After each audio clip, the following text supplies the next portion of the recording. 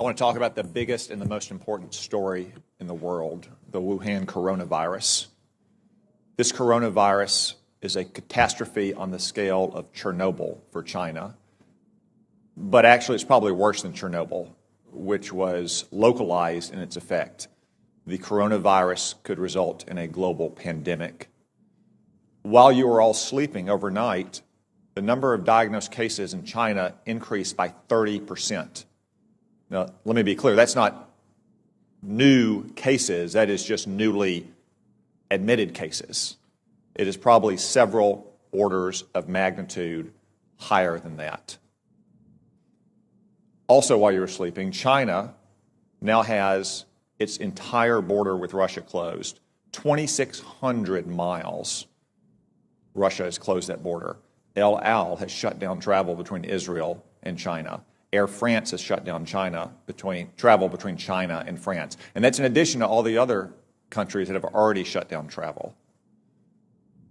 From what we know so far, and there's still many unknowns, this virus could have both a long incubation period, as much as 14 days, and individuals could be contagious while asymptomatic, which was not the case with SARS in 2003. Furthermore, from some cases, it appears that the virus could be aerosolized, which means it doesn't require the kind of contact that you have with, say, a married couple kissing each other or a family living in close quarters in a hotel or apartment, but rather the distances we are all sitting apart right now. Yet China is still lying about all of this. They've been lying about it from the very beginning, and you don't need their history of lying about SARS in 2003, though it is relevant here. You just have to see what's happened over the last 2 months. We now know that the first case manifested no later than December 1, even though China didn't reveal it to the WHO until a month later on December 31st, when they continued to hide it from their own citizens. And they continued to say that it had been contained inside Wuhan. Today, it is in every single province in China. They also claimed for almost 2 months, until earlier this week, that it had originated in a seafood market in Wuhan, that locals had contracted it from animals in, say, bat soup or snake tartare. That is not the case. The Lancet published a study last weekend demonstrating that of the original 40 cases, 14 of them had no contact with the seafood market, including patient 0. As one epidemiologist said, that virus went into the seafood market before it came out of the seafood market. We still don't know where it originated. Could have been another seafood market. Could have been a farm. Could have been a food processing company.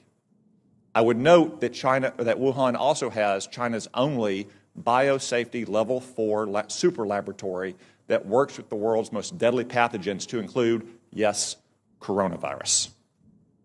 Now, look at China's own actions. They have quarantined 60 million people, 60 million, more than the entire population of our West Coast. They've shut down schools indefinitely.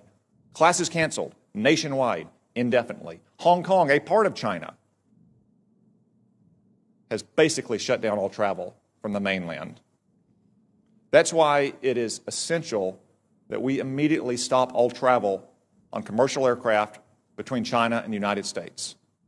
Making exceptions, of course, for American citizens to come back, as we just brought back yesterday, allowing essential trade to flow as long as crews on ships and aircraft are not allowed to go into the general population in America, and making exceptions, of course, for medical personnel to go into China to try to get a handle on this.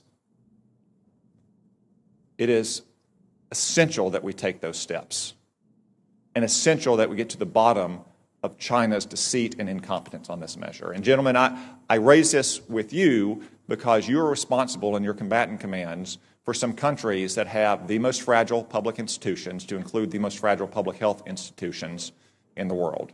So I ask, even though as of this morning there are not yet confirmed cases of coronavirus in your combatant commands, though I suspect there will be soon, what is your assessment about the ability of the governments in your combatant commands to handle a potential global pandemic like this, General Townsend?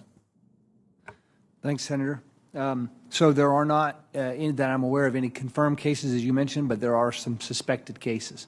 The first report of suspected case I've heard of is in Djibouti, which you would imagine with a significant Chinese presence there. So the capacity of African nations to deal with this problem varies widely. For example, in Eastern Africa, Central East Africa, they've been dealing with Ebola, and they've been dealing with Ebola largely on their own and doing a pretty good job of it. So I think capacity there, but anywhere else in Africa is probably not to that degree. Admiral Fowler.